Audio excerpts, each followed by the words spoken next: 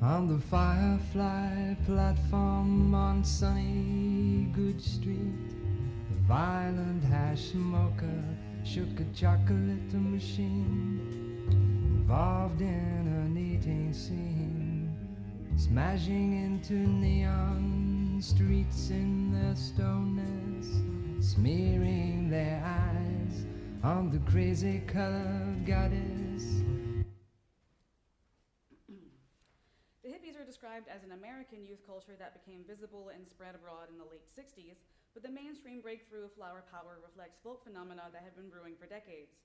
Long before the Summer of Love in 1967, Germany's fin de siècle Wandervogel youth came to settle in California, and generations of poets who had been beaten by the Second World War drifted between America's coasts. Donovan was among the first to bring the Haight-Ashbury to England, but England, of course, has its own roots movements. The first folk revival at the turn of the 19th century came on the heels of the Romantic period Gothic revival, which played a major part in the 19th century's nationalism and held that medieval architecture reflected a purer society. It facilitated the arts and crafts movements of William Morris, which was concurrent with the first folk revival, and likewise idealized the Middle Ages as a time of pure community. In this time, native folk music and medieval life seem to have become fused in Great Britain's consciousness, and both point us toward a utopia. There is no better example of British medieval utopian folklore than King Arthur, whose legends are revived in seemingly every generation all the way back to the beginning. But more on Arthur later. Medieval fantasy imagery first appears in Donovan's music in Summer Day Reflection Song on Fairy Tale, where fantasy is conflated with modern material bondage as a critique of post-war consumer comfort. You can look at your handout on the front page for the lyrics to the song, and we will listen to that.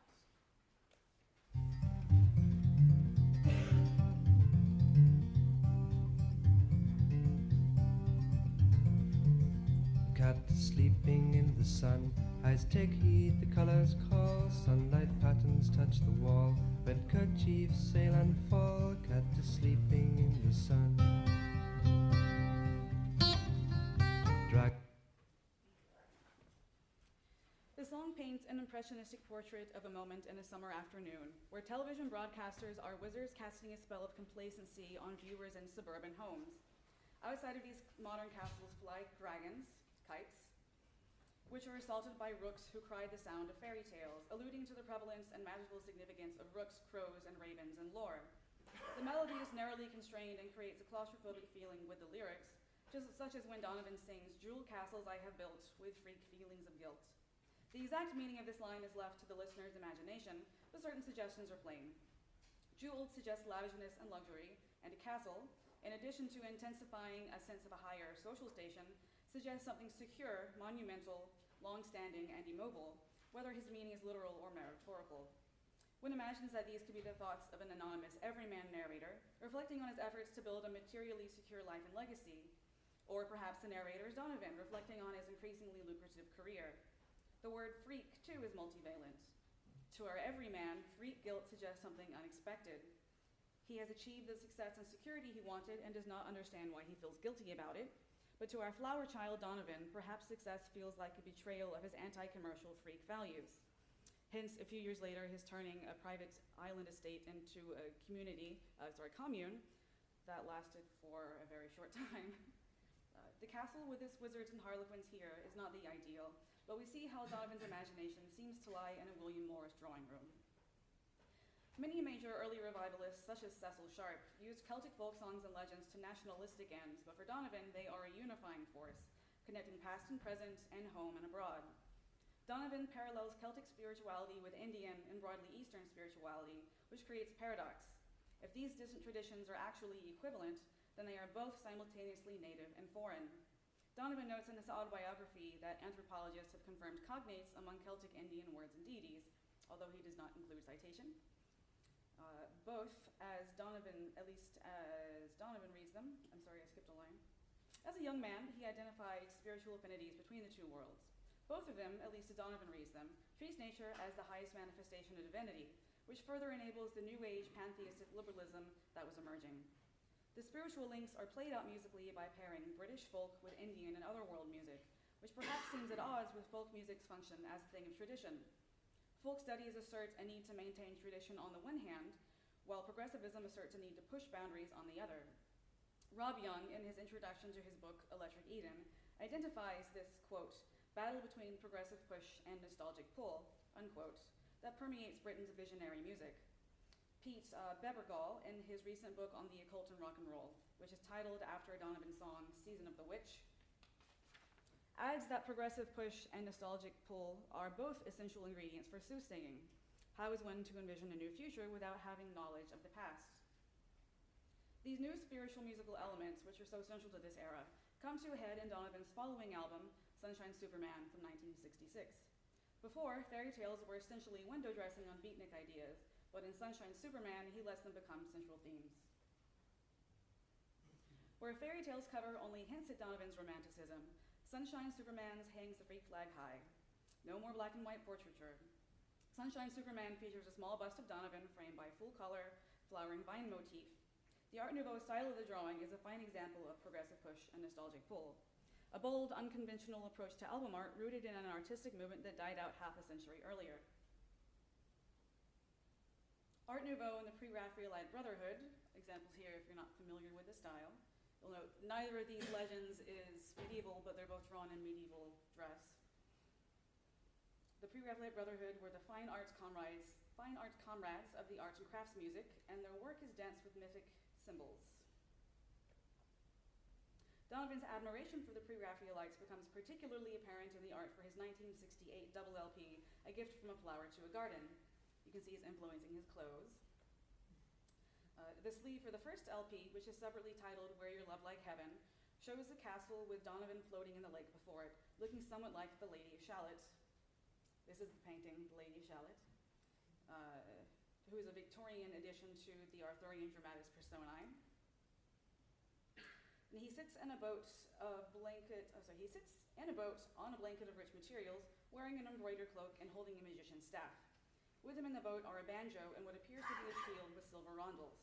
The photograph is taken in infrared, which gives the image a pink cast, creating an atmosphere of otherworldly twilight. It is a neatly packaged presentation of Donovan's aesthetic principles. The musical manifestation of these principles are also central to Sunshine Superman, which pushes forward with explorations of electric folk rock and introduces the East through a collaboration with Canadian folky and newfound sitarist Sean Phillips.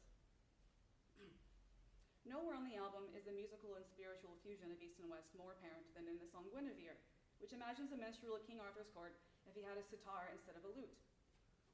The cover for Where Your Love Like Heaven makes clear the spirit in which Guinevere was written. The song is far less a retelling of Arthurian legend than a Waterhouse-esque portrait of Camelot. Oh. There, Guinevere. In this Collier painting, we see Guinevere a Maying, which hints at Guinevere's ancient relationship with the Celtic fertility goddess Maeve. So I'll let you take this in while we listen to Guinevere, and on the verse side of your handout, you can find the lyrics.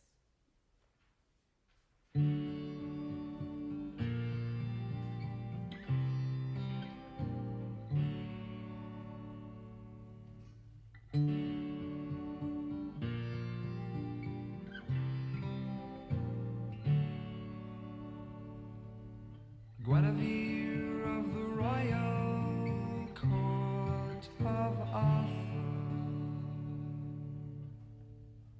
draped in white velvet, silk and lace, the rustle of her gown on the marble staircase sparkles on fingers slender and pale. The jester he sleeps, but the raven he peeps through the dark foreboding skies or the royal domain.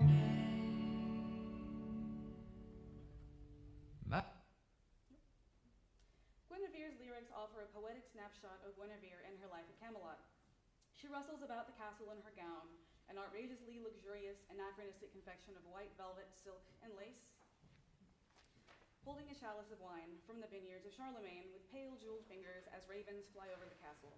Musically, the song is broadly in D major, but prominently features the insta-medieval flat 6 and flat 7 sonority of Aeolian mode. Donovan writes in his autobiography that while recording Guinevere, quote, My ancestors rose out of their caves to attend me, unquote. King Arthur may be a fiction, but his legends play an important part in England's real history. They are enshrined as one of the Middle Ages' three matters, which are the central national stories of Christendom's main powers. Arthurian myths suggest the almost primordial beginnings of England, particularly in the hands of the Victorians, where the stories acquire an additional measure of mist and magic. The world of Arthur's court is the turning point between pagan and Christian Britain, or in other words, the beginning of the modern era, I would say. In the song, Guinevere drinking wine from Charlemagne's vineyard positions Arthur and Camelot among not only Europe's great monarchs, but its important Christians. Arthur's story heralds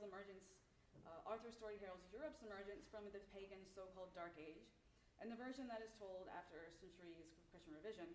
And even though Arthur is treated as a savior, a theme that is most readily apparent in the idea that Arthur is not actually dead and will one day return from the undying paradise of Avalon, tellings of the legend are often tinged with loss. Arthur's reign was a golden age. The Round Table seated only the purest and worthiest knights as equals. The lands were at peace, and there was even peaceful coexistence with the old magic ways. For pagans, the end of Arthur's rule marks the closing of the door between the magical and mundane worlds, as Avalon recedes into the mist. For Christians, it is the perfect kingdom that is ruined by the imperfection of mortals. No matter who is telling the story, Camelot is a world of ideal order that is forever lost. Donovan seems to foreshadow this loss of Eden in Guinevere with the dark, foreboding skies that creep into the royal domain. He describes a raven peeping through these foreboding skies, suggesting the mythological connections of ravens to magic, particularly to visions of the future. Owing to the bird's diet of carrion, ravens are associated in many cultures throughout the world with death. In the Celtic pantheon, ravens are one form of the war and death goddess Morrigan. Through their close relationship with death, they take on the magical ability to cross or to see between worlds. So they serve not only as harbingers of death, but also as messengers of spirits. Donovan juxtaposes the image of the raven looking down on the royal domain with that of a court jester sleeping. The jester, or fool, is another figure of supreme symbolic significance, regarded within Victorian adult traditions as the avatar of ignorance. The fool's ignorance is suggested in Donovan's lyrics by his sleeping. He is literally oblivious to what's happening in the kingdom. But this archetypal ignorance is not the ignorance of a failure or an inability to learn, but the ignorance of true naivete. The fool is an innocent. The relationship between the jester and the raven in the song's chorus, then, creates a contrast between unspoiled innocence and the knowledge that is coming to awaken it for better or more likely for worse. Guinevere, in her pure white gown, is the icon of Camelot's Edenic state. And the slide on the left is just Odin with his ravens, who are named Thought and Memory. Guinevere's intense ancestral connection to Donovan's home is complicated by the addition of the sitar. We have discussed a little how Eastern cultures work in the hippie aesthetic, but how can we read them musically? Modern ears have been spoiled by decades of globalism, but in the mid-60s, the sitar was an exotic foreign visitor. Even when not intentionally used to create an exotic atmosphere, the sound is clearly not native to Western music, not only in the distinct timbre of its sympathetic drones, but in its microtonal inflections, which inevitably sound alien in our Western diatonic pitch world. Sean Phillips plays the same quasi-Aeolian modes in Guinevere that Donovan sings, but with chromatic embellishments that jump out of the modal environment.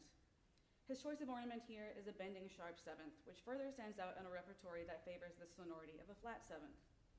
With Guinevere as some kind of divine British matron, as Donovan calls her, the lady of the land of fairies, then how are we to interpret this foreign invasion? In the culture of psychedelia, which famously equates taking psychedelic drugs with yogic or meditative spiritual exploration, references to Eastern music are inextricably tied to its spirituality, or at least to the hippie's particular impression of it. Oliver Lovesey identifies Eastern musical references as a central sonic signifier of psychedelia.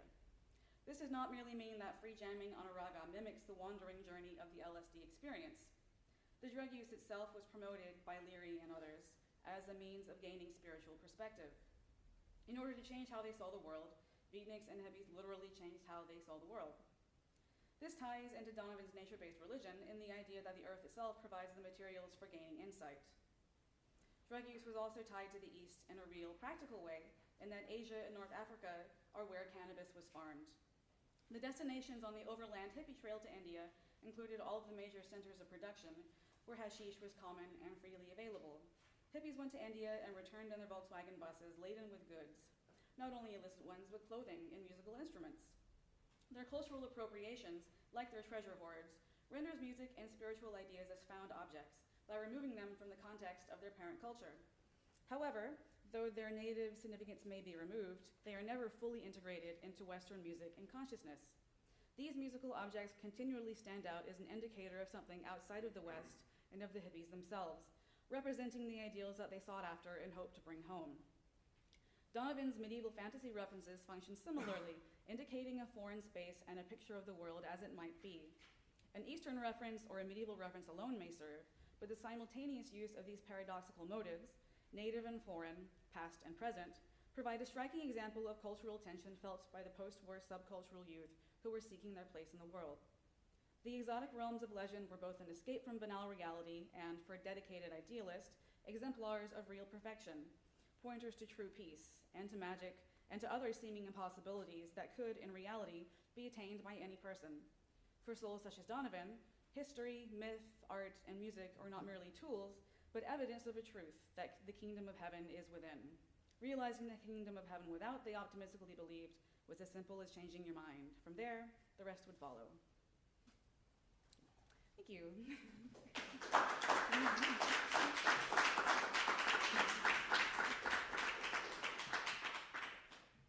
Thanks so much, Kathryn, for a really interesting paper. I'm learning so much about British popular culture.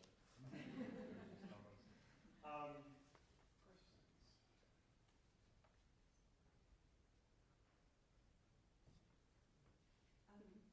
Thank you, that was a wonderful paper. What support did he have for his research, and what was his education For Donovan? for Donovan? He didn't go to college, but he went through just normal boarding school, first in Glasgow and then in a suburb of London. So his education would have been nothing particularly reliable. It's whatever he picked up from talking to people, reading books, traveling.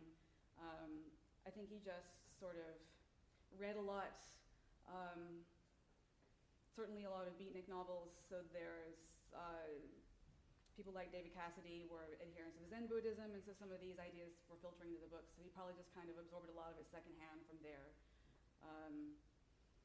I don't know how much of it was formal or particularly well informed. Did he have assistant around him, like the Beatles had a manager that pushed? Not that I'm aware of. If he had one, he doesn't acknowledge it. I think it was pretty sincere. As a teenager, I think he just really fixated on the Beat Generation and wanted to be like them, and it became, it just was the personality. And his parents, and what were they doing? I really thought that what made him so prominent, so clever. It was really clever. His parents seem to have been fairly supportive, from what his autobiography suggests. When he left home that summer to travel by himself, he was with a friend. Of course, they were a little bit concerned, but rural England in 1962 was not, New York in 1975. So I don't think it was a particular cause for concern.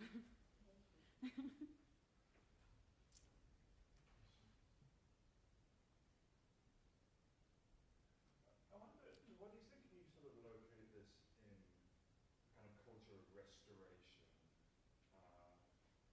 I mean, I'm just sort of thinking back to kind of pictures of certainly London in the early 1960s. It's still basically a bomb site.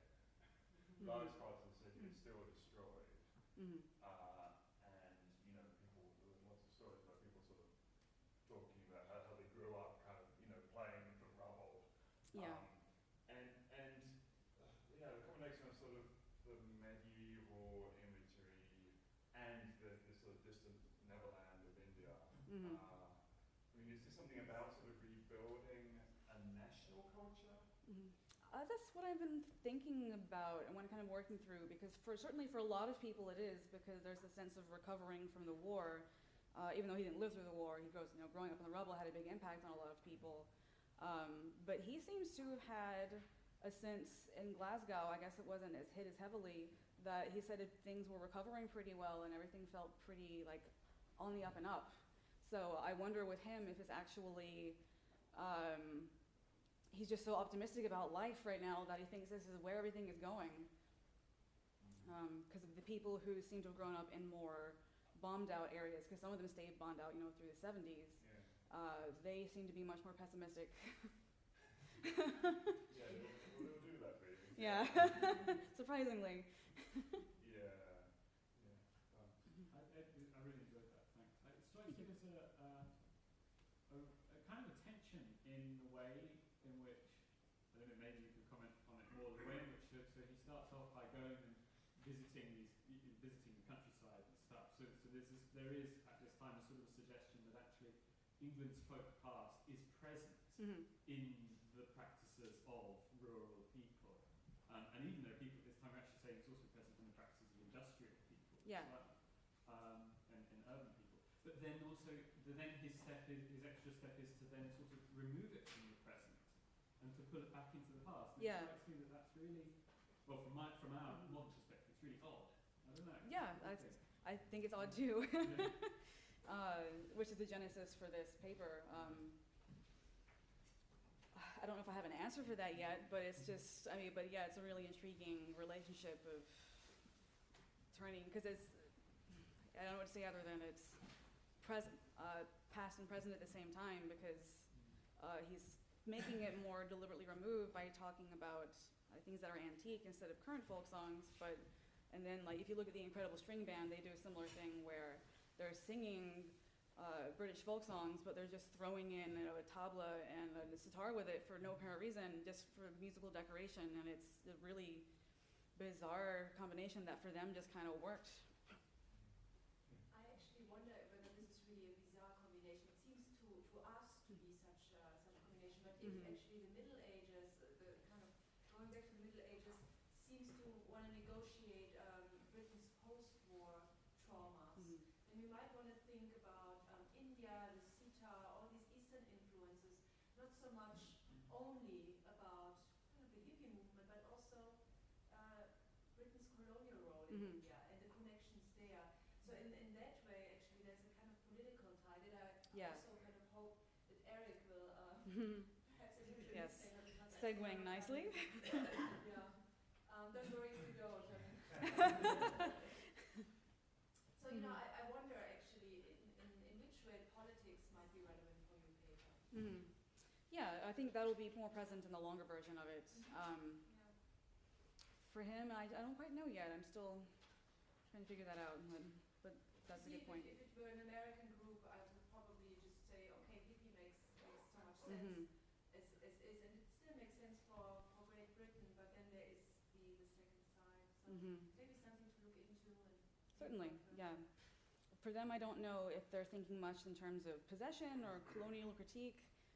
Some of it is just the literal fact that the bus route had opened up in, I think, 1968 or 69. 58 and 59. In the early 60s is when the Magic Bus Company started, so you could just hop on a bus and go to India or drive there, which hadn't been possible before. So it was just kind of an adventure for a lot of people. So some of them, probably since they're teenagers, they probably weren't thinking too much about it, but I wonder what it became later. Yeah. With your imagery that you used, I also wonder about the kind of idea of the mythical past of United Kingdom, and beyond, actually. Well, the whole United Kingdom, actually. And it's a kind of medievalism that is being insinuated that doesn't seem to be historical in a way, but much more mythical. In my first impression. I definitely agree. Yeah, it's sort of an effort to forge our way towards Eric's paper. Did Donovan have no real contact with kind of medieval revival? Not directly. He doesn't talk about going to Music College of London concerts, anything like that. He did spend a lot of time going to folk clubs in London, talking to other folk revivalists. So some of them, I'm sure, were playing some kind of early music-based things or taking in some influences. But he doesn't. I'm not aware of anything in particular based on early music. So I think he's just kind of making kind of an imaginary connection that he's just thinking of maybe whatever stereotypical sound would suggest medieval, and that's what he goes with. Oh, sorry. Oh. No, go ahead. Well, further on that, because the first album is like he's aiming you know, Mhm. like as much as he can, and then all of a sudden he gets into like the fairies and the pixies. Like, what do you? Because he came over to America pretty early in his career. Yeah. Do you think like it was only actually when he came to America, it was like, oh yeah, people don't really listen to Woody Guthrie. Like, what do you think? How did he make the jump from one, you know? I think he was just already trying to figure out doing his own thing, because even when he was starting out in 18, he was being criticized for sounding exactly like these guys, even though that's what you do in folk. But since Bob Dylan was becoming very famous before him, doing the same thing, everyone was telling him that, or everyone was accusing him of just being a Dylan clone.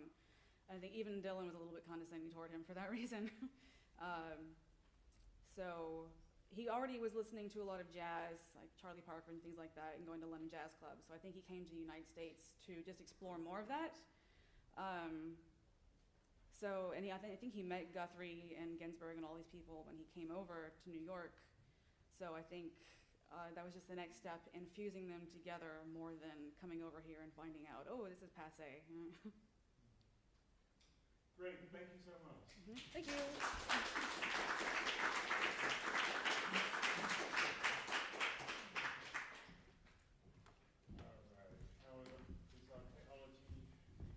Just take a moment.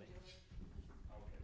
All right. Well, while Eric is setting himself up, let me tell you that Eric is a PhD candidate in historical musicology at Eastman School of Music of the University of Rochester, and he's writing a dissertation, which is titled rather wonderfully, "Reviving Early Music: Metaphors and Modalities of Life and Living in Historically Informed Performance."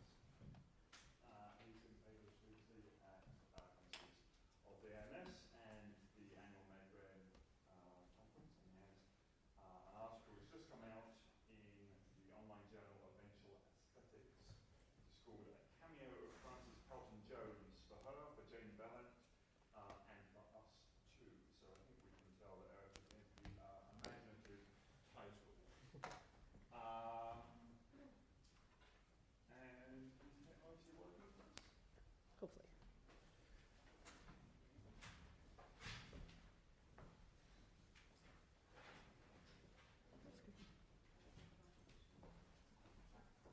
Yep. And so today's imaginative title is "Before Binkley, Arabic Influence in Mid-Century Recordings of Troubadour." Thank you. My paper will not answer political questions, probably. We can talk about them afterwards if you would like. I'd be happy to. With the 1970 success of the American performer Thomas Binkley and his Munich-based ensemble Studio de Frühmusik, so-called Arabic performances of medieval music have proliferated in the early music movement. Binkley performed troubadour music with Middle Eastern instruments in a Moroccan formal structure called a nuba that starts with an extended improvisatory introduction before a vocal presentation of the melody.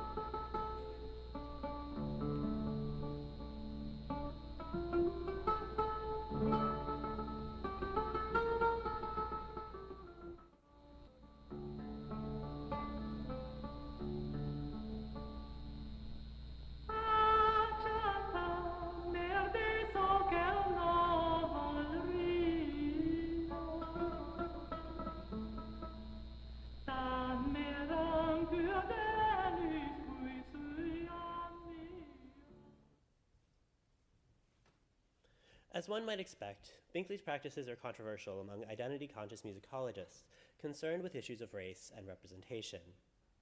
In his provocative article on the topic, John Haynes argues that the influential performances of Studio de Frühmusik grew out of a long and regrettable history of Orientalism that cropped up in the early music movement throughout the 20th century, and that Binkley's performances specifically perpetuated the stereotype of the timeless, unchanging Orient by trading in questionable historiographical assumptions.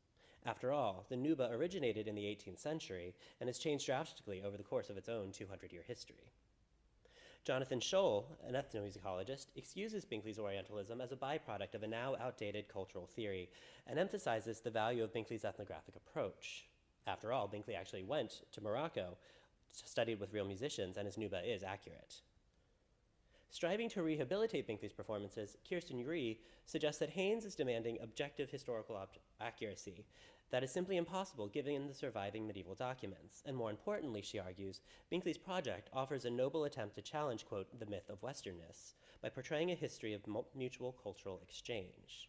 After all, why are we so bent on defending Western borders? With their divergent interpretations, these scholars circle around the three paradigms of historical exoticism that W. Anthony Shepard has recently discussed. Depending on whom you ask, Binkley exemplifies Romantic Orientalism, modernist ethnographic authenticity, or postmodernist cross-culturalism.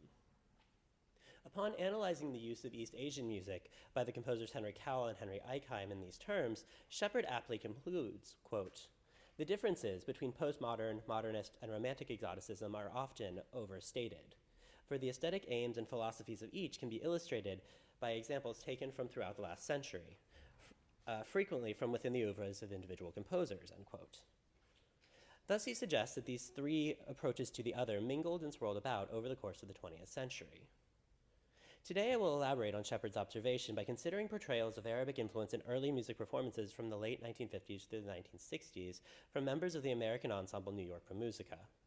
In these programs, the elements of Romantic, modernist, and postmodernist exoticism all appear more or less simultaneously.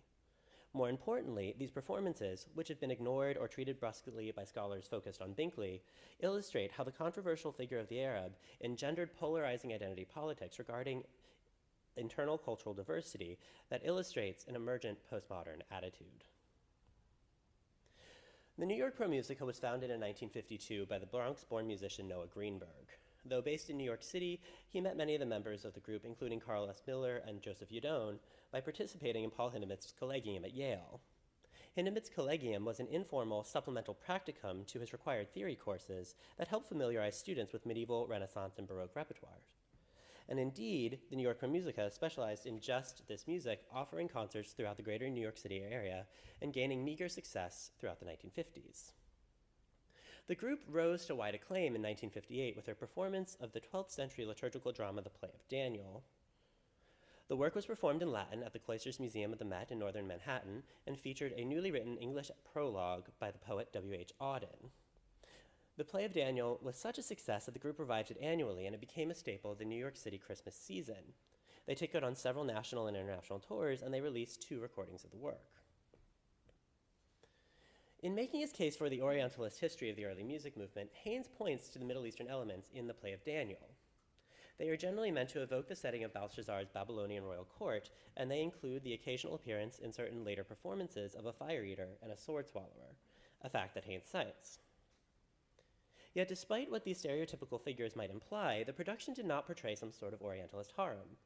The setting and design emphasized historical accuracy, drawing on models of the European Middle Ages. The venue of the performance, the Romanesque Hall of the Cloisters Museum, was a space meant to reconstruct a monastery. Moreover, the set and costume design by Robert Fletcher drew on specific medieval iconography, some of which was part of the museum's collection. At the request of Greenberg, Meyer Shapiro, an art historian at Columbia University, collaborated with Fletcher to oversee the visual elements.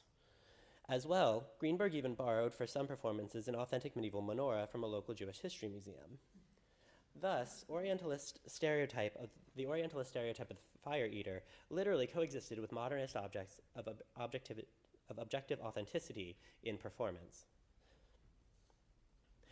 The other references to the East in the Play of Daniel that Haynes cites comes from the liner notes to the LP recordings written by musicologist Paul Henry Lang. And I realize this picture is blurry.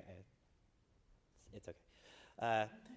In his brief overview of the 12th century liturgical drama, Lang does suggest essentially that European music of this era was influenced by contact with the East.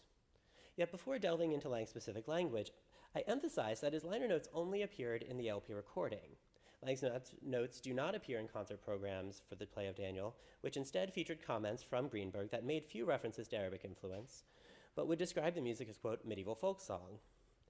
Thus, as a bird's eye view of 12th century music meant to accompany the LP, Lang's notes should not be viewed as monolithic. Lang's liner notes do use essentialist language about the Oriental and the Western, which Haynes represents with a pastiche quotation that patches together remarks from different paragraphs. However, if we try to perceive the larger point of Lang's notes, it becomes clear he's striving to make a case for synthetic cultural blending while also recognizing the Western tendency for domination, especially by the medieval church. For example, he wrote, quote, and the first sentence is left out by Haynes, Jewish, Greek, and Latin traditions, various folk elements, and some as yet unexplored sources were converted and merged into what we call Gregorian art, the first great stylistic synthesis of the music of Western Europe, and then this is what he quotes, but it was not really purely Western, for the flowering magic of the melody remained Eastern in character, end quote. At another moment that Haynes quotes, he wrote, quote, the Oriental could create the long coloratura chain of melody, but was unable to write it down. The Western monk could, but as he did so, he immediately exerted the characteristic rational and poetic bent of the European. But he continued, which Haynes omits, the garlands of melodies were delineated, organized, forced within boundaries, and where there used to only be wordless melody and ecstatic jubilation, now there was a rational order governed by an equally rational text, end quote. Because he was not involved in the musical production, Lang's discussion of Eastern influences are not borne out audibly on the recording. At best, they invite the audience to listen for moments of florid melisma and think about cultural synthesis. Ultimately, the play of Daniel shows only marginal references to the theory of Arabic influence in medieval music. Other programs by the musicians make the question of Arabic influence a central issue. Specifically, 2 recordings featuring the famed collection of Galician Portuguese troubadour music, the Cantigas de Santa Maria, that illustrate these musicians' values. This is just, music history refresher. The Cantigas de Santa Maria, the 13th century collection of more than 400 troubadour melodies dedicated to the Virgin Mary, assembled by King Alfonso X, called the Wise of Castile, provide valuable evidence for those interested in making a case for Arabic influence. Besides the irrefutable fact of the presence of the Moors in Alfonso's court, one manuscript that preserves the Cantigas, Escorial JB2, contains more than 40 illuminations showing diverse musicians playing various instruments. At different times, scholars have interpreted the clothing, instruments, and physiognomy of these musicians to indicate a diverse mixture of Christian, Jews, and Moors present in Alfonso's court.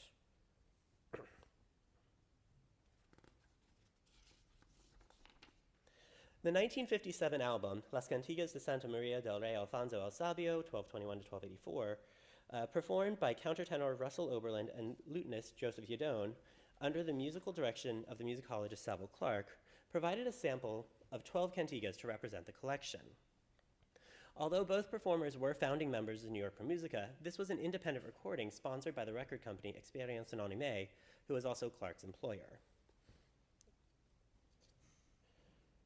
With this album, Clark advocated the controversial theory of the Arabic influence in troubadour music, making his ideas explicit in liner notes and in the musical performances he oversaw. He wrote polemically, quote, there are musicologists who deny any such influence whatsoever or refuse to accept a theory of Arab origin until some, quote, proof is offered. A safe statement, since the Arabs did not write down their music, end quote. To find signs of Arab influence, Clark created a typography that categorized the melodies of those sourced in Gregorian chant, those featuring a, quote, uniquely Spanish kind of lyricism, and those derived from, quote, popular music. After sorting the cantigas as such, Clark discovered, quote, a large group, perhaps the largest of all, have no relation to chant whatsoever, nor can they be analyzed according to the Western modal system. It would seem reasonable to assume that these melodies were composed with Arab models in mind, and that some of them may even be Arab melodies. Through score analysis and deductive reasoning, Clark diagnosed Arab influence in the absence of all other explanations. The recording offers a selection of these different cantigas types, yet other than the use of finger chimes for the popular type, an addition suggested by Oberlin, the musicians use the same performance techniques for all the work. Instead, they emphasize the stropic formal structures by changing the texture of the lute accompaniment, corresponding to Clark's formalist methodologies. Clark identified 3 cantigas on the recording as showing Arab influence, and indeed, they feature chromatic passages and prominent tritones that make them fall outside normative assumptions about chant modality. The performers emphasize these distinguishing features by providing dramatic modal shifts in the lute accompaniment, which Clark wrote, or in the case of Cantiga 364, Oberlin underlines with his phrasing a prominent melisma on the word virgin, and in a melody that prominently outlines the BF trilotone.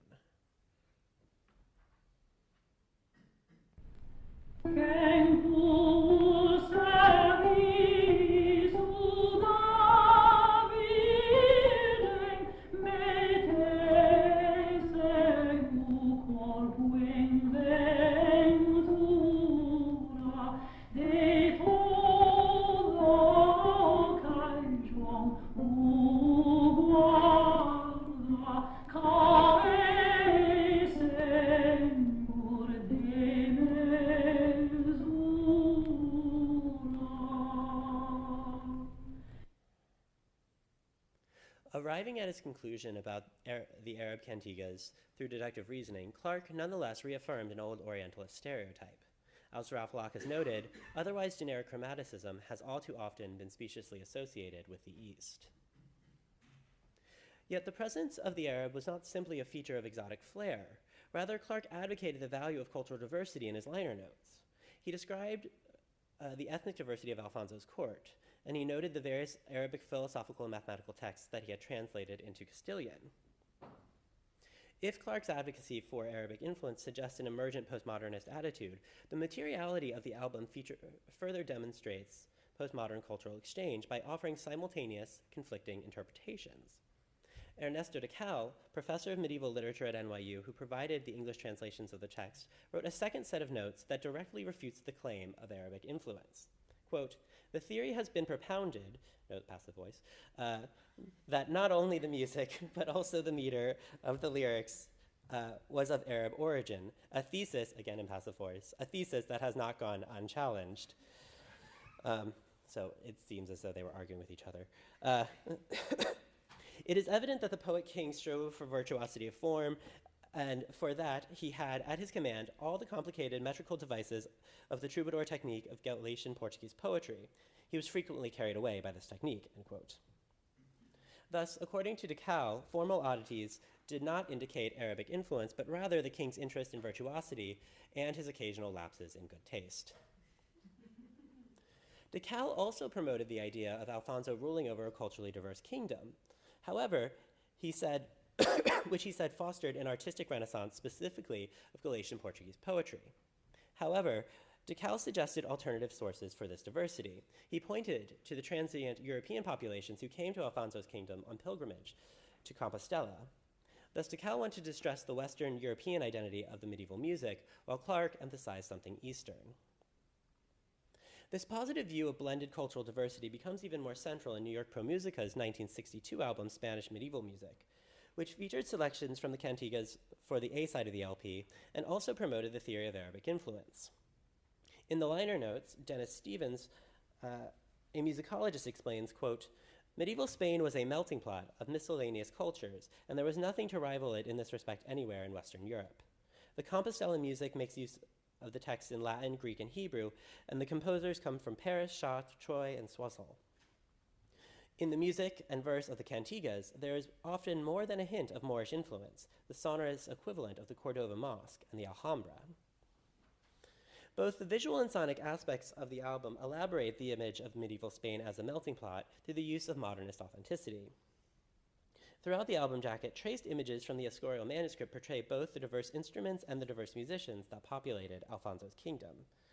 These images lend support to Greenberg's peculiar performance decisions to render the monophonic vocal cantigas in instrumental consorts with mixed orchestration, often without any text. Of the 12 cantigas on the recording, 9 are performed as purely instrumental works. And when voices were present, choir was just as likely as soloist. And at least one contemporary reviewer noted the oddity of this orchestration, comparing it to the former recording and deciding that the former was probably more authentic. Further underlining authenticity, the instruments and their makers were all listed inside the jacket in a manner similar to the names of the performing musicians.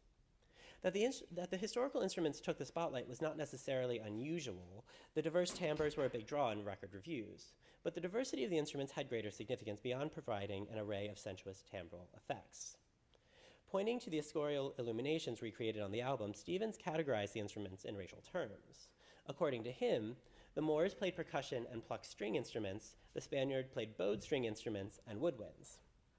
Again, emphasizing blended cultural exchange, Greenberg's orchestration freely mixed Moorish and Spanish musical instruments. They performed Cantiga 1 with a mixture of bass viols and recorders, accompanied by a constantly beating bass drum, and they used a crumhorn consort with a tambourine for Cantiga 48.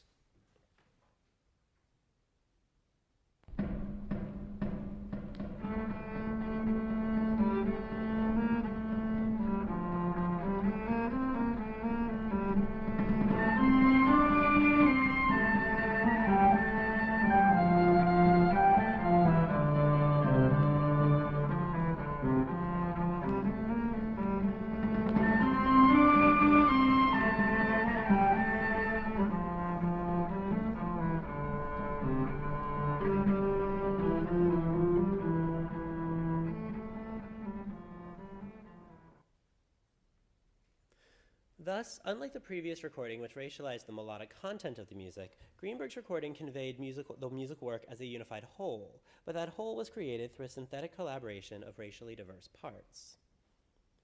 These various references to Arabs and Arabic influence in medieval music by the musicians of New York Pro Musica demonstrate a consistent commitment to diversity and cultural exchange, suggesting an emergent postmodern attitude, often cloaked in modernist objectivity and accompanied by romantic Orientalist stereotypes. This history might help situate the later performances of Thomas Binkley and lend credence to Rie's interpretation about, quote, challenging the myth of Westernness. After all, Binkley was a great admirer of New York Pro Musica and almost became the director of the ensemble following Greenberg's death in 1966. Ultimately, Binkley's performances are less of a radical break in early music performance, rather a fairly logical continuation of a major agenda of American performers. If the earlier recordings found traces of Arab influence in the musical content of a Western whole, Binkley merely inverted those paradigms, placing Western melodic content into an Eastern form. Although he was reasonably accurate of his portrayal of the Moroccan Nuba, it's not hard to hear the opening improvisation as something like Lang's, quote, wordless melody and ecstatic jubilation, end quote. Put another way, these are the same old themes of freedom and containment and the same exoneration of the so-called arabesque. So if any of these performances sound more Arabic, it should illustrate the degree to which sounding Arabic is inevitably beholden to the presumptions of the interpreter. As such, the mixed modes of exoticism present in these performances might indicate the need for modern scholars anxious to acknowledge the injustices of the past and happy to find triumphant postmodernism to relax our critical reactions about representation. If we accept some part of the premise advocated by James Curry that music always stands in excess and impartial defiance of the signs, symbols, and language we use to describe it, then any effort at representation will, by definition, be reductive. Yet this means that our ongoing concern about containing the East, about, quote, forcing it within boundaries, as Lang worried, through the supposedly imminent power of disembodied discourse, is to fret about accomplishing the impossible. Neither the East nor the West can be wholly contained, and therefore, as these musicians have all tried to demonstrate, they are both always partially contained within us. Thank you.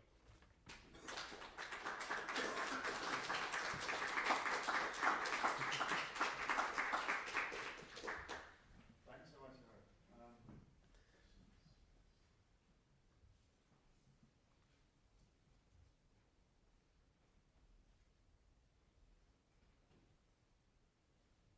I wonder, I have a sort of, I fear this is a trivial question, but I'll ask it anyway. We've mentioned something about the kind of acoustic space of these recordings, which is quite striking to me, that they're sort of that kind of aesthetic of recording which has lots of reverb and kind of wants to fill a room. Now, is that just in line with early music recordings at the time, and it's sort of later where we get the much kind of drier recordings that come in, or do you think that the recording space itself can be a kind of exoticizing? I would lean toward the conclusion that this is in line with not necessarily early music performances of the time, but the technological advancements of the time. The reason they actually released 2 versions of the play of Daniel is the first was in mono and then the second was in stereo. And when you read reviews, why timbral listening is very important. Timbral listening is very important. So there's this whole appeal of the instruments because we have stereo. And then they also there's a lot of commentary on the depth that you can hear, the spatialization in recordings. And this is just common in record reviews of the time. So if that's what you're hearing, I would say it's about stereo and not necessarily the subgenre of early music. I have a slightly different answer, actually. Yeah. Which is that I think the perception of spaciousness, shall we say, in the sound is very much about taste. And I think what you're talking about when you're talking about this more drier sound, more recent drier sound, is the British sound of early music right now. For example, if you listen to the American group Anonymous 4, they also sort of romanticize, sort of paint this picture of the romantic, medieval, cavernous, cathedral, echoey thing. That's very, very much a part of their sound, I think. And I think there are other non-British groups that also do that. But I think very much part of that British early music sound is that dry perfection. Sort of. Yeah, the 2 sides of this are Christopher Page is who you're thinking. If you're thinking of Christopher Page, then that's a different sort of, yeah. The Orlando Concert, all of Right. And there is a sort of, with that turn in the 80s to return to a very British, not orientalized kind of medieval thing. So there is a kind of, you could parse it that way if you wanted to. But there is also the stereo technology, and that if you're talking about like just reverb, that was just a thing, you know. Yeah, I guess I was also starting to think as well about some of the sort of what's done actually with sort of quote unquote world music recordings, which similarly seem to kind of be all enveloping and Yeah. have similar benefits and problems, I guess, of sort of cultural exchange, Mm-hmm. risking a sort of genericizing of otherness, within Yeah. sort of the equation of time and other. Right. You have to remember that these recordings, starting from the play of Daniel, which was maybe 59 or 60. The first one, the mono one, was in 58. 58. Yeah. And the recordings and the performances live were very, very different. The recordings are quite good compared to the performances live. And you That's interesting. In America, in New York, which is where I heard these performances from for me, 59 on. Mhm. Maybe the second year they did play of Daniel, apparently. These were very good players on modern instruments who were really struggling with early reproduction instruments and sometimes actually early instruments in live performances. In the studio, of course, I'm sure there were many retakes. I didn't know Noah, but I did know his successor, and I did know Professor Stevens. But these are very careful recordings done in the studio that don't mirror what was happening in the live performances. These were very fine musicians, I'm not saying that, but they were really struggling with their technology, Mhm. their chops, getting their chops down and doing these instruments. So when you hear the recordings, there's nothing like the live performances. There was a great excitement about the live performances because no one really had heard this. In England, of course, they have a different tradition. But when we talk about the English tradition, we're talking, say, maybe of David Monroe, we're talking about the 70s. 10 years on from America and more than 10 years on from England, where they had solved all the technical problems and they were dealing with many more musical choices and options, looking at music in different ways. These were live performances were comparatively primitive, but the recordings are, whenever I hear them, I kind of chuckle a little because I know what the live performances were. And you notice that they're very careful, these recorded performances. Mhm. You don't get it. They're not stilted, I don't think, but they're very careful because they must have been many takes to get what they were doing in the studio. the fickleness of the instruments are something people talk a lot about. But there's also a really interesting turn that happens around 1945, not before New York Pro Musica, but with Stafford Cape and Pro Musica Antiqua, who kind of start to try towards a kind of professionalization.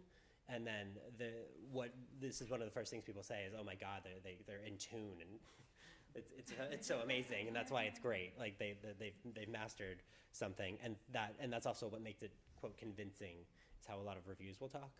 And that's very much in contrast to sort of the earlier model of someone like Arnold Dolmetsch, who was promoting an intentionally kind of amateurism and a house music. So, yeah. Thinking about the shared values between the early music movement and the countercultural movement, Mm-hmm. I guess you're right on the brink of this. Is very early. I'm wondering if this was also an attempt to become part of a stream of multicultural, like cultural pluralism at the time. I believe so, yes. The evidence I have is sort of circumstantial, and so the alternative way I thought about writing this paper is, in a lot of ways, all of this discussion of recognizing Arabic influence is really a big misrepresentation about talking about Black Americans. In that Noah Greenberg, and speaking in his capacity for the entire ensemble, enthusiastically pledged to the National Association for the Advancement of Colored People that he would never have segregated concerts. He was a member of the ACLU. He was also a member of other civil rights groups. He was a socialist early on. His politics kind of changed after World War II, as did pretty much everyone in the United States. And so there's a really interesting issue about who are we actually trying to represent with this? And then what else? But it becomes complicated, and this is kind of why I didn't go into all of this. They were also sponsored by many state-sponsored tours, and were one of the first to go to the USSR, along with the Eastman Philharmonia and George Zell. They also went throughout Latin America, and then and throughout Europe. And so as we kind of think about also cultural exchange programs in the U.S. and how those policies of sort of containment and the spread of American values have actually worked on the Arabian Peninsula, it's kind of a complicated set of issues, right? So for all of the representation of the Arab, I'm not sure if we've done very well in that way either. So the layers of that are weird to me. And I don't know exactly how to talk about it yet. So I didn't. But you will. Yes, probably. So. Okay. Thanks very much. Thank you.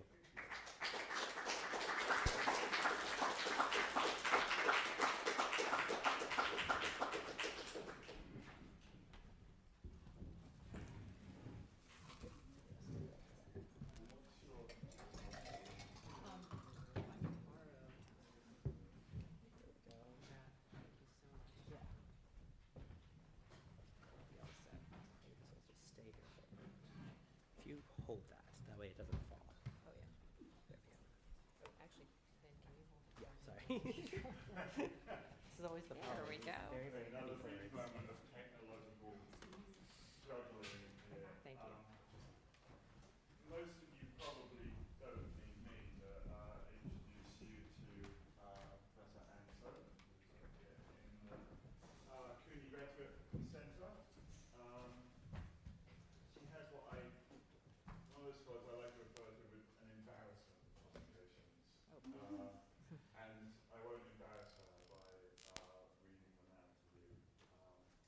But Anne's specialist in late medieval culture, and including medieval music manuscripts, the arts and studio, medieval and representations, and postmodern history of music writing. She is not, however, an AV technician. And this buzz is not deliberately induced according to that.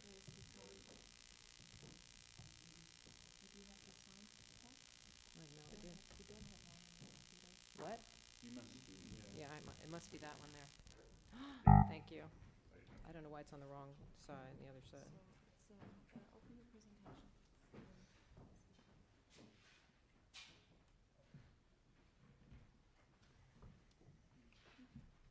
Just try pulling that out and sticking it back in.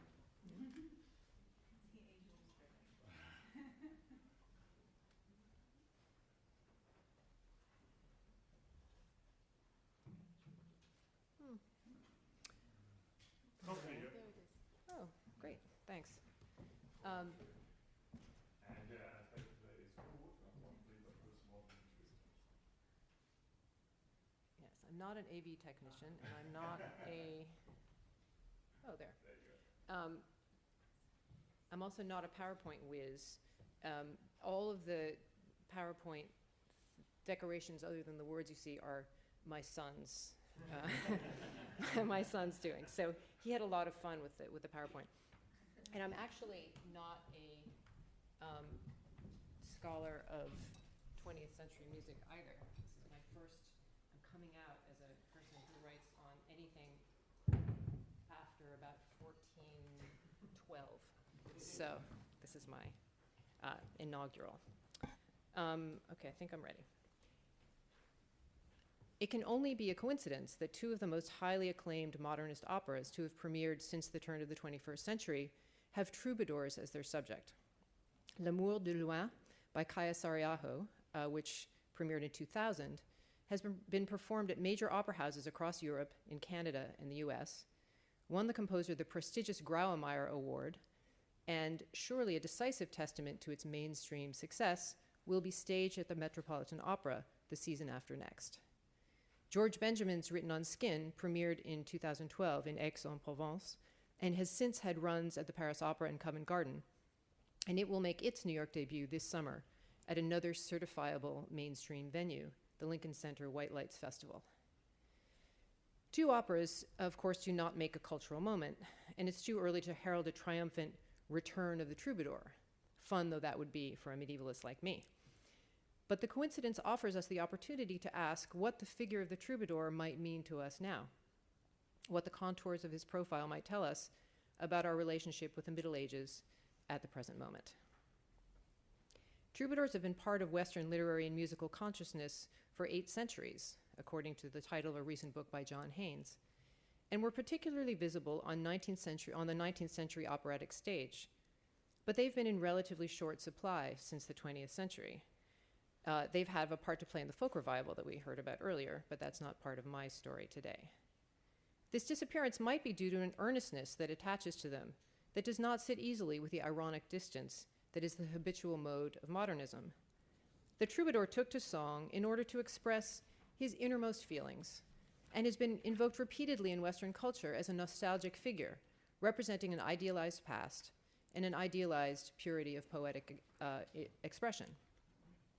Nostalgia, in fact, has been part of the troubadour heritage since even before the Middle Ages ended. It's well known that the medieval manuscripts that contain troubadour poems and music postdate their activity by roughly a century. Thus, 13th century manuscripts transmit poetry and music by 12th century troubadours. The manuscripts also attempt to recuperate their social and biographical context through illuminated author portraits, like that one down there on the right. And here's another, same guy from the back in a different manuscript. And biographical stories, or vidas, which you see on the left there is the long vita that I'm not going to be talking about today, that recount the lives of the troubadours and the circumstances surrounding the composition of individual songs. The portraits and vidas serve to anchor the songs in the authority of a real historical past, substituting what Stephen Nichols calls their own performative presence for the performative absence of the troubadours themselves.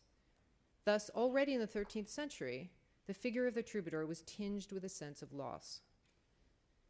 The fact that troubadours come to us in a mediated way is crucial to our understanding of the two operas. Both their librettos are derived from vidas, ostensibly affirming an attitude of nostalgia for the lost Middle Ages by attempting a historically informed recreation. But each opera thwarts a straightforward historical relationship with its source, filtering it through a modernist lens so that any potential nostalgia is compromised and indeed held up for distance reflection. The mechanism by which this is accomplished is different in the two operas, and today I'll focus on just Benjamin's Written on Skin. I argue that the transformations made by the composer and librettist to the vita nudge the opera away from straightforward narrative into a deeply metafictional mode. The authors sabotage the nostalgic potential of the troubadour, paradoxically, by thematizing the means by which that troubadour song comes to us, writing and the manuscript. The opera itself is conceptualized as a book in a number of ways, and in its climactic moment is revealed to have been all along a manuscript written by one of the principal characters. It thus places the historically fixed story of the troubadour song, of the troubadour, into relief against a temporarily unfixed meditation on the role of the written artifact as medium of representation. The libretto by Martin Crimp hews remarkably closely, to the specifics of the famous story related in the late 13th century Vita that provides his source. There we go. So I've schematized the opera's three parts on this example, and I'm going to discuss the Vita referring to scenes in the opera. The story recounts a love triangle between a powerful lord, his wife, and a troubadour who's invited by the lord to live in his household. That takes place in scene 2 of the opera. In the original Vita, the troubadour is identified by toponym, Guillaume de Cabestin, and by class, the son of a poor knight. And his patron was Raymond de Roussillon, a name that exists, has been found in the historical record. According to the Vita, Raymond's wife becomes attracted to and initiates a love affair with Guillaume in scenes 4 and 6 of the opera. And as a proper troubadour, he's inspired by his love for her to write songs whose texts are so suggestive that Raymond gets suspicious in scene 7. He confronts Guillaume one day while they're out hunting alone, but Guillaume lies, telling him that he's actually singing about his wife's sister. This is scene 8. When Raymond gleefully tells his wife that Guillaume is having an affair with her sister, she, quote, feels a heavy sorrow, unquote, and confronts the troubadour, who assures her that this was a lie for her benefit, scene 10. She commands him, however, to compose a song, quote, in which he would show that he loved no other lady but her. When Raymond hears the song, he realizes the truth, scene 12, summons the troubadour outside, cuts off his head, cuts his heart out of his body, scene 13, and has the heart roasted and served to his wife. Informed afterwards of what it was, she declares that it, quote, had been so good and tasty that never again would anything eaten or drunk remove from her mouth the taste that Sir Guillaume's heart had left there, scene 14. Raymond then tries to kill her with his sword, but she jumps off a balcony first in scene 15, the last scene. There follows in the Vita, but not in the opera, a lengthy description of retribution. The wife's kinsmen protest, and Raymond is shunned and eventually imprisoned, and where he actually dies in prison, imprisoned by the King of Aragon.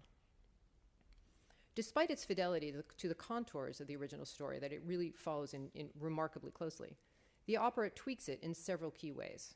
The first has to do with names. Troubadour Vitas and their songs were full of historical names and places that gave the text a kind of truth claim, an authority rooted in their purported reality. In Written on Skin, though, the characters are all anonymized and become everyman-like. Lord Raymond is ominously the protector. Guillaume is the boy, and he's sung by a countertenor. And the wife is the woman until she reveals her name dramatically in the middle of the opera, which I'm not going to talk about. The replacement of names with functions removes the truth values so central to the original and replaces it with a feeling of universality. The woman is every woman or oppressed person. The protector is every ruler or institution who wields absolute power. The opera dispenses with kinsmen, barons, and the King of Aragon, and instead adds a framing world inhabited by angels, of whom 3 have singing roles, leaving the frame and entering the main story of the opera to sing the roles of the boy, the woman's sister, and her husband. The stage design underscores the contrast between the world of the opera's story and that of the angels. The angel realm, a clinical, ultra-modern, laboratory-like space, literally frames the stage on which the human drama unfolds. I've got 2. This is from the beginning of the opera and then the end.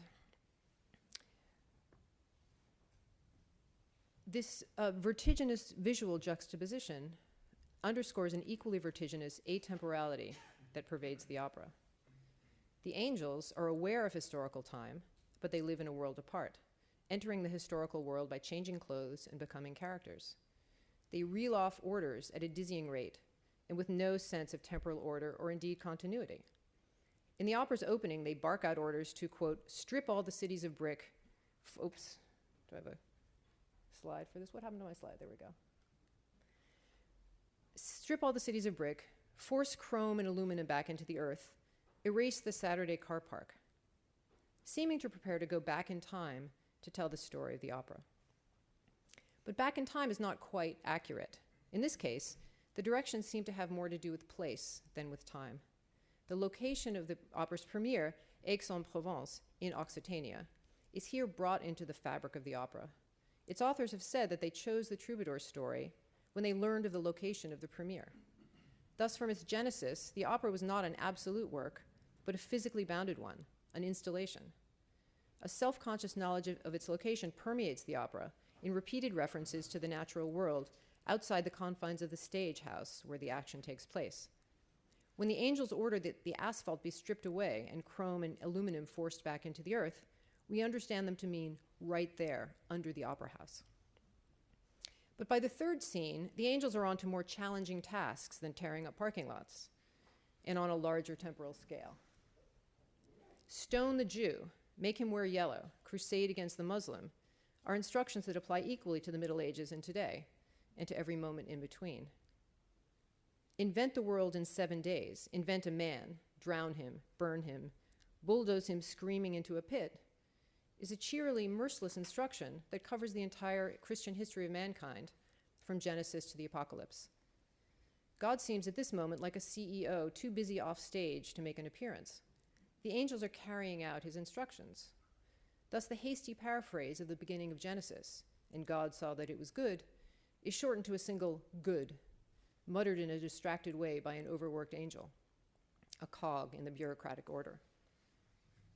The ability of these angels to think about all time periods at once and at myriad scales at once makes us understand that the events of the story they happen to be telling at this moment are not located in historical time, even if it's rooted to a place. In the opera's most consequential departure from the Vita, the Guillaume character, the boy, is transformed from a troubadour, a maker of songs, to a manuscript illuminator, a maker of books. The song that reveals the wife's infidelity in the Vita becomes, in the opera, a revelatory manuscript page. This change drives the central premise of the opera, its thematizing of the book, both as a material object and as a metaphor for narrative and for history.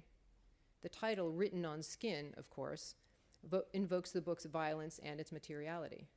Books are the vehicles through which knowledge is transmitted, and ownership of books is ownership of attendant knowledge and power. But they're also a source of bodily violence, not just because they're written on skin of once living animals, but because those who control history do so violently. History is written by the winners. The opera doesn't merely point to these ideas, though, but it's to be understood as having become the book that it's describing. This happens in a series of stages. The book makes its first appearance in the second scene, in which the protector hires the boy to make a book about his life and his possessions. The protector is a swaggering brute, addicted to purity and to violence, according to the libretto, who boasts about owning everything in sight, oak trees and peaches out the window, and also his wife's body. The book is to show him and his family in paradise, but also the end of the world. He requests a picture of the damned being, quote, shoveled into ovens, end quote. I'd like to spend a moment considering the possible meanings of the imagery summoned by this wording. Its rank brutality gives us pause, as does its trans-temporality. Images of people being shoveled into ovens are common in medieval depictions of the apocalypse. So the medieval character, the protector, can be imagined to be thinking of one of those. That one, or there's another one. But these are surely not what spring into the mind of the 21st century listener. Perhaps the widely reproduced image of the apocalypse of Bosch in the 15th century, and almost certainly the ovens of that 20th century apocalypse, the Holocaust, are more likely candidates. Thus, the medieval character's words potentially have a rich series of intertexts that are temporally posterior to the medieval world that this character inhabits. These intertexts are, in the terminology of Gerard Genet, palimpsests, glimpses behind the language of a text into a network of other texts that he likens to a manuscript page on which a text has been written over a partially erased earlier text. The palimpsestuous relationship at this and other moments in the opera, though, is temporarily reversed from the norm. It's future texts that are partially erased beneath the surface of the damned shoveled into ovens. Moments like these, once again confuse the temporal order and position the narrative as being in an atemporal zone.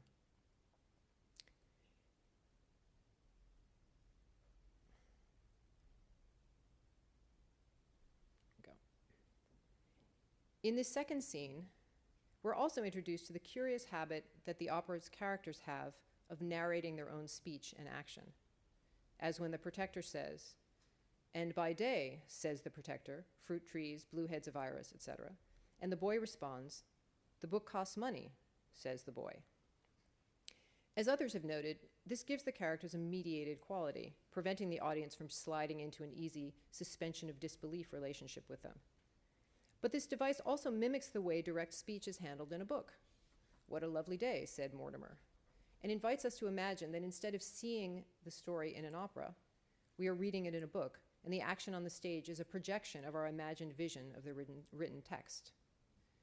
The stage design also participates in the opera's positioning of itself as a book. The main story takes place in the middle rectangle. I think I put that slide back up, did I? Nope, I didn't. Never mind. I showed it before. I thought I put it again.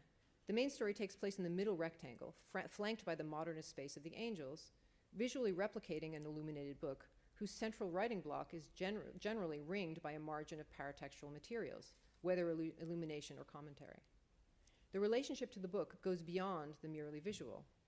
Both margins of book and opera are populated by inhabitants that are supernatural as well as paratextual, and both margins serve as commentaries on their central texts. Thus, the opera is not only about something written on skin, it's also a sort of an enactment of that thing, not only a transparent conduit of its narrative, but a material replica of its own subject. This idea of the opera as material replica comes to the fore in a dramatic reveal in the opera's last scene, in which the woman kills herself. Up to this point, the story has been presented as drama. Characters sing their lines and move naturalistically on the stage. The last scene, however, during which the woman jumps to her death, is not acted, but narrated by the boy in his incarnation as Angel 1. It's narrated, moreover, at one remove, as the description of a painting of the action, rather than the action itself. I've put the text up there. The boy, Angel, talking, it would seem, directly to the audience, describes how he has rendered the woman's death as a manuscript illumination. "This," says the boy, "shows the woman falling. Here, look, the man takes a knife, but the woman's quicker and jumps. See how her body has dropped from the balcony, how I pause her mid-fall at the exact center of the page." The boy's description of how he has depicted her death on the page replicates his description of his own illuminations at two other points in the opera, and I'll just go back to the... First, when he shows the protector a sample of his work in the second scene. Second, when he shows the woman the page she has commissioned from him, depicting her in a lovesick state in the sixth scene. So in both of those are marked in the score as Miniature 1, An Act of Mercy, Miniature 2, A House in Winter, Miniature 3, A Woman Falling. Here we go. We're made to realize in that last scene that the entire opera has been a product of the boy's labors. He has depicted the story, including the parts where he describes illuminated pages to other characters, for another patron outside the fiction of the opera, to whom he's talking in the last scene. At the very end of the scene, furthermore, he metafictionally refers to himself and the two other angels. Quote, "As she drops from the house, 3 small angels, look, are watching her calmly from the margin."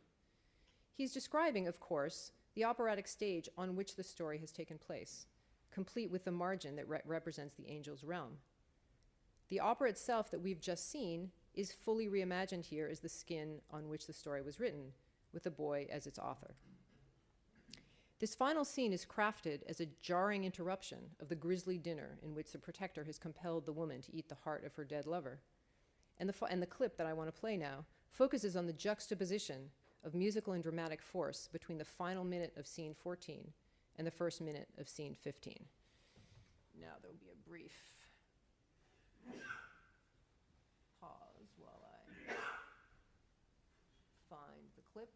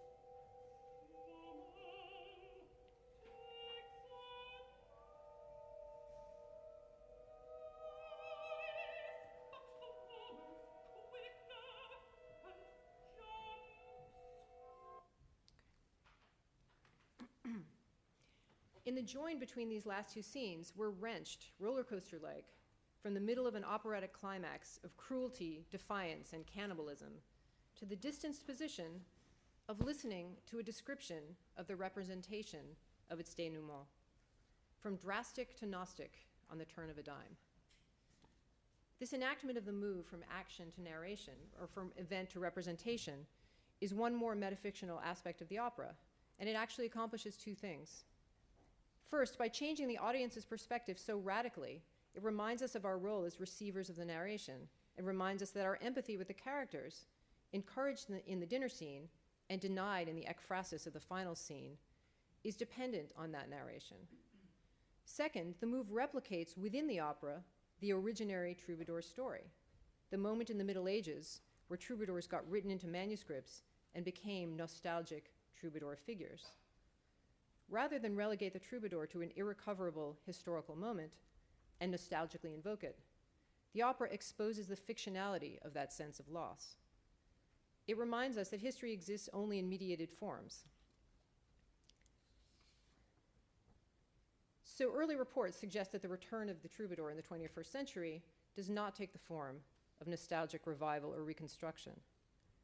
The Middle Ages turn out to be not all that distant, not far back in the recesses of time, but right below us, under the asphalt, or maybe even sharing the same parchment with us, palimpsestuously, able to shift positions of temporal ordering, depending on where our perspective is, or who's telling the story.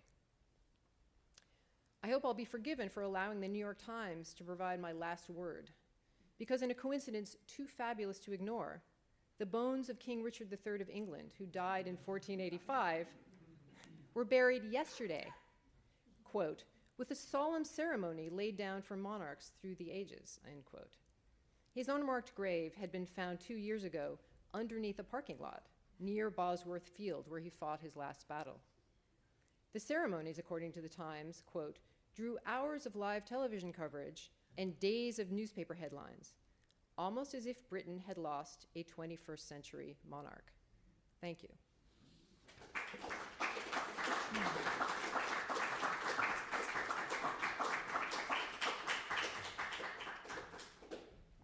Thanks so much, Anne. I cannot say anything but the strangeness of my people when it comes to ceremony. Particularly as no one actually knew who on earth Richard III was until a few weeks ago. Questions? Yeah. Thank you very much for your paper. I totally agree with you, with your analysis of the libretto relation with medieval music. But I have a question. Do you think that this composer, who are in fact related with avant-garde music, for example, Kayasrayo lived near Irka. Her husband is a researcher at Irka. The other composer was a student of Olivier Messiaen. Mm-hmm. So do you think that there is a postmodern dimension in the music? Right. Thank you for It's a asking that question, question. difficult question. Yeah, well, I'm glad you asked me about the music. I was actually going to plant somebody in the audience to ask about the music, because obviously I didn't talk about it, and I have, stuff to say about the music that's, of the same length as the what I just said about the libretto. So I'll shrink what I have to say very into a concise soundbite. I don't find that the juxtaposition between the avant-garde style of the music, as you call it, and the historicist subject matter, I don't find a postmodern disjunction in that. What I think is, the music of both operas is very, very different one to the other, except they're united in the fact that they're atonal and so forth. But Benjamin's music, the argument that I would like to eventually make about Benjamin's music is that he invokes historical styles without pastiche or juxtaposition or postmodern quotation, and the invocations, to my reading, there are these sort of microscopic moments where there's for example, when the protector invites the boy to come to stay with them and write the book, there are these triadic sounds in brass, but you don't hear, oh, there's a triadic moment, it sounds like Wagner. Before you've had that thought, they've evaporated into something else. And there's a sense, or sometimes there's a lot of use of certain kinds of pitch collections. The octatonic collection is very present, but the octatonic collection is one that can sort of chameleon-like morph into different sounds and suggest things. So what I feel is that there's a sort of layered approach to the music in which there's also references that you can't quite put your finger on. The opera throughout is written in this sort of chant-like declamation. In other words, there aren't arias, there's never anything that's song-like, but the declamation and the sort of the naturalistic declamation could be chant-like, it could be sort of Monteverdian stile recitativo, it could be Erwartung at moments. But it's so the music is somehow doesn't represent historical moments, but somehow it manages to suggest them. Did I answer your question now? Yes. It seems to me that with George Benjamin, it's the same level of postmodernism than that in Olivier Messiaen, Saint-François d'Assise. It's a little the same level of postmodernism, very discreet. Discrete postmodernism. Sometimes in the song, in the modality. Maybe. I mean, I don't know the Messiaen well enough, honestly, to comment it. I mean, I know what his music sounds like in general, but I don't. Are there moments in that piece that refer overtly to something in the past, or? Yes, sometimes. Yeah. See, I wouldn't say that about the Benjamin score. Nothing ever lasts long enough for you to say, aha, that was